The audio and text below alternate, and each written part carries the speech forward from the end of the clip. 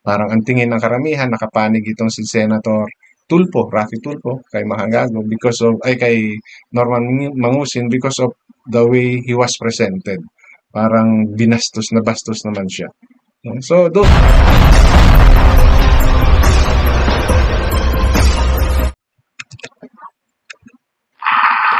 alright. So, isa sa pinag-uusapan ngayon, no, itong si Norman Mangusin, o si FLM, no, Francis Leo Marcos. Siya ngayon yung pinaka,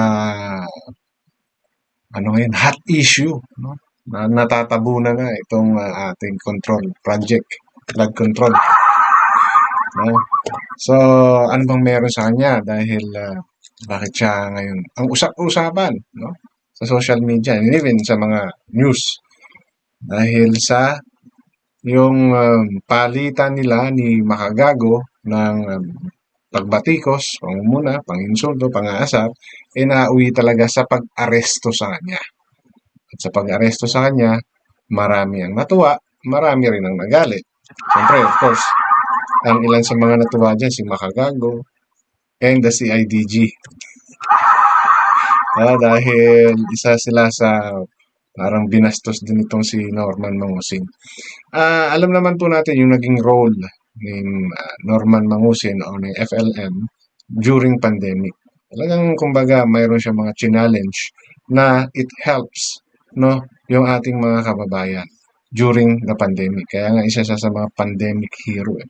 But yun pala, behind that good deeds na ginawa niya sa pag-challenge niya dito sa ating mga kababayan,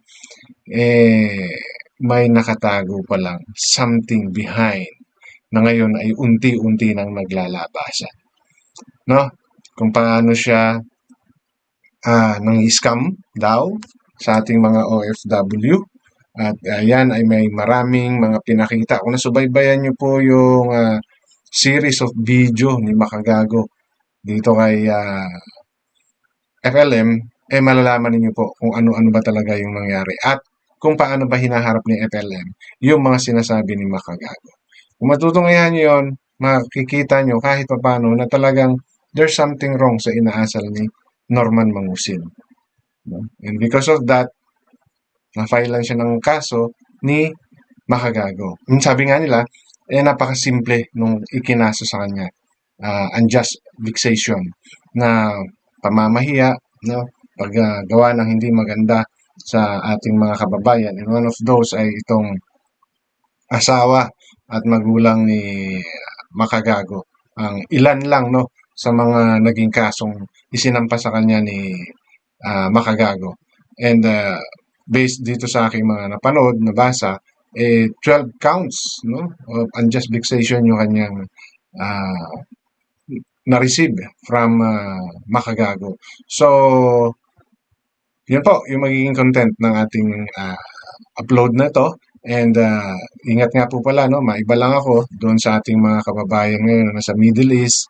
Ingat-ingat po kayo dahil mukhang ginera na ni Trumps, no, ang Iran, and katulong yung Israel. So, ingat po kayong ating mga kababayan dyan, and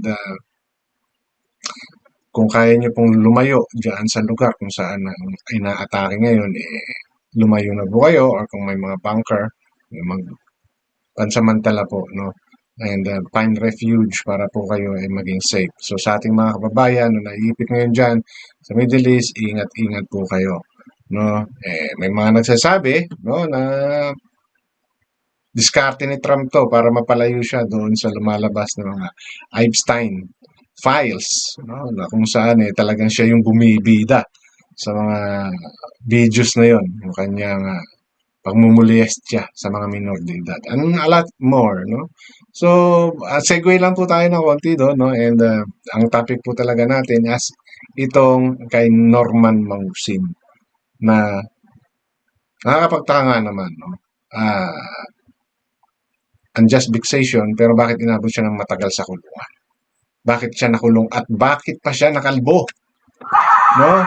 May bali-balita, before daw, nung siya ay naaresto, nung unang arrest niya, sabi-sabi, mukhang mayroon siyang ibinigay para hindi siya makalbo.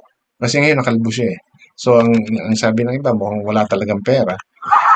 Kasi according doon sa aking mga narinig, mukhang nagpa-lechon daw siya nung una niyang kaso, nung una siya kinasuhan. Kaya hindi raw siya nakalbo. I'm not too sure if those are true. Those are just what I heard also from the supplement. Pero ang malinaw dito, siya ay nakasuhan ng 12 count of unjust vexation. And may pera ba talaga si Norman? Or talagang scammer lang siya? No? Kasi, bakit ang daming lumalabas ngayon na mga taong kanyang na perahan? No? And among those are yung ating mga OFW na mga kababayan. Yung isa nga yan actually sa pinaglalaban ni Makagago na talagang ang mga na-scam nitong si Norman ay most of our OFW. So, isa yun sa naging reason no ni Norman ay ni Makagago kaya talagang trinabaho niya. Hindi niya tinantanan si Norman Mangusin. And I think until now, no, talagang binabanatan niya pa rin.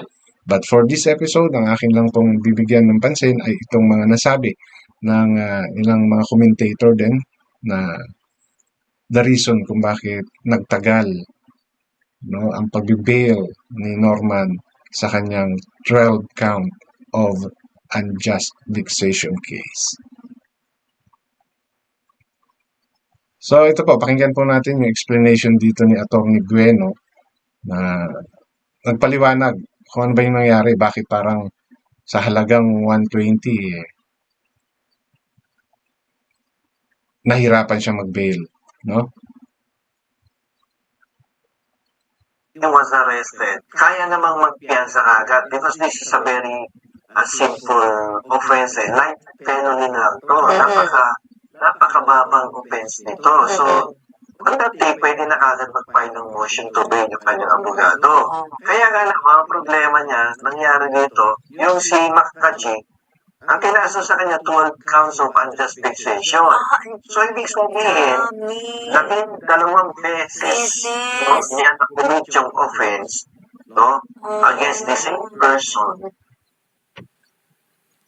Kaya, naging 12 counts. Kaya yung piyansa niya, naging 120,000 pesos. So, I think maybe some of us doesn't know this yet, no? Pero yun daw pala, diba? 12 na kaso ang final ni Makagago. And kung susubaybayan nyo nga po, kasi talaga yung content ni Makagago, dahil talagang pinirahan, no? According sa terminology ni Makagago, ginatasan niya, no? Gatas na gatas na gatas. No? Si Norman Mangusin ni Makagago. And bakit nangyari yon? Dahil nga sa maraming mga pinagsasabi no ni Norman no, ni FLM kay Makagago. So ano po ba yung ibig sabihin ng unjust vexation? Bakit sinasabing light offense lang siya? Okay, ito po yung explanation according to Google. So, according kay Google, yung unjust vexation is a criminal offense in the Philippine law involving act that cause annoyance, irritation, or distress to another person without causing physical or material harm. So, yan po yung basic definition ng unjust vexation, which happen lahat yan kay Makagago. No? Doon sa palitan nila ng mga patutsada, no? Mga pang-aasar, mga, alam mo yung mga style ng mga vloggers, no? So, yun yung naging dahilan ni Makagago para niya kasuhan si Norman Mangusin. And hindi lang isa, no? 12. And if we are going to base dito sa nakikita natin, so kung titingnan po natin yan, no? So, bali 12 counts. So, lumalabas 10,000 kada bail na kailangang i-produce nitong si Norman Mangusin. no? And nagtagal siya dahil nga sa dami ng kaso. And syempre, kada isa niyan, kailangan aralin ng abogado rin. No? Kung may abogado pa talaga si Norman Mangusin na di kalidad, aaralin pa yan. No? At pati ng mga releasing agency o kung sino man, kung saan man nakadetine itong si Norman Mangusin. Kaya siya inabot ng medyo matagal sa kulungan. No?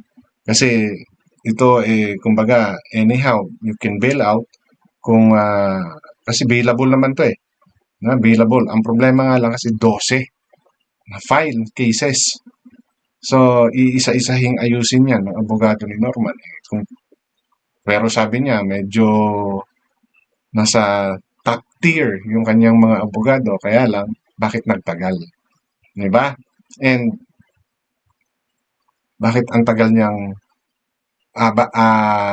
may pera ba talaga siya? So nagiging question ngayon dahil nagtagal siya no? At nakalbo siya ngayon.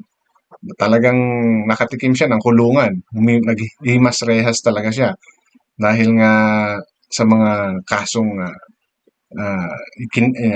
inano sa kanya ni Makagago.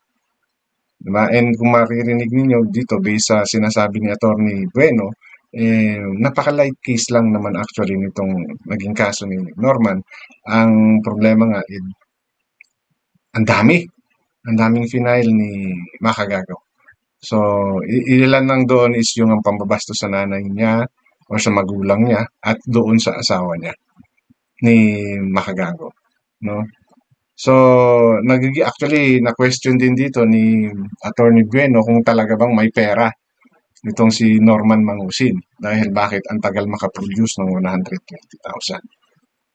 No? Bukod pa yan doon sa sinasabing dahil nga sa 12 counts of unjust vexation, kumbaga, siyempre yung process ng pag-file, yung mga documentation, ika nga, di ba?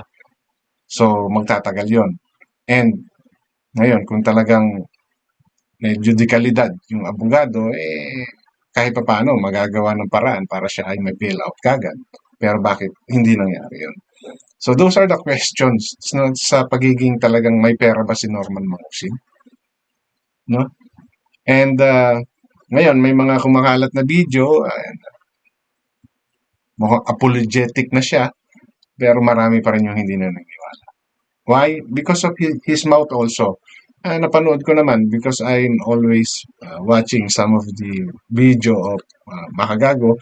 Makikita naman talaga natin na napakayabang nitong si Norman Mangusin kung manalita. Nakala mo lahat talaga pag-aari niya, no? From that part pa lang parang sobra naman yung ere mo. Oo, totoo na siya ang isa sa dahilan kung bakit natulungan yung iba nating mga kababayan. Pero yun ay challenge. No? Challenge niya yung mga may pera. No? Hindi necessaryong kanya galing. Challenge niya yung mga may pera, yung mga taong sinasabi niyang may mga pera o panahon ngayon para tumulong kayo sa ating mga kababayan dahil pandemic, bla bla bla. Okay? So, challenge niya yung mga yon. Pero, yung mga pinamigay ng mga challenge niya ay kaling sa mga bulsa nila. Yes, may part siya dahil hinamon niya and nagpakita siya na kaya niyang gawin. But may mga lumabas kalaunan na siya ay rin, scammer talaga. No? Lumabas din yun. And ngayon, ito na naman, ay lumabas na naman at yun nga ay between sa kanila ni Makagago na hindi siya nilubayan. Okay? So, sa ngayon, tingnan natin kung ano yung magiging sunod na moves dito ni Makagago. No? Kasi pati ang CIDG galit sa kanya dahil sa mga pinagsasabi niya at sa paggamit niya ng uniforme ng ating armed forces. So, ilan lang po yan sa mga naging problema ni FLM o ni Norman Mangusin. O kaya siya ngayon ay laman ng social media and even the news. No, talagang kalat na kalat. Iba't iba yung pag-aresto sa kanya habang siya ay kumakain ng salad at yung pagsagot-sagot niya pa, no? Yung sagutan nila ni Makagago during the press con. And ngayon mayroong mga nagsasalita at parang ang tingin ng karamihan nakapanig itong si Senator Tulfo, Raffy Tulfo kay Makagago because of ay kay Norman Mangusin because of the way he was presented. Parang binastos na bastos naman siya. No? So those are some of the issue right now na nakapaligid dito kay Norman Mangusin or kay FLM. No? But mayroong mga latest video na lumalabas ngayon na kung saan siya humihingi na patawad at nagpapakumbaba. Hindi na siya tipong maering magsalita ngayon. No? So, tingnan natin yung mga susunod na kwento about this Norman Mangusin or ni Francis Leo Marcos. So, hanggang dito lang po. And matuto po tayo mag-fact check, no? Para hindi po tayo mapagsabihang fake news. Alright?